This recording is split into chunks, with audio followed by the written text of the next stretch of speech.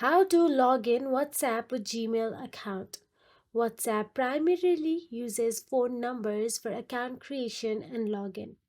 However, recent updates have introduced the option to add an email address as a secondary verification method, and here is how you can set this up.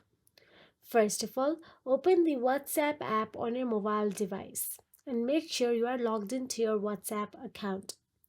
Now, once logged in, simply tap on the settings icon at the bottom right corner of your screen.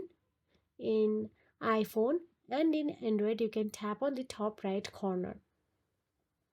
Now, once inside the settings, scroll down and there you will get to see account option available and simply tap on the account option available there. Once inside the account, you can see email address, tap on it.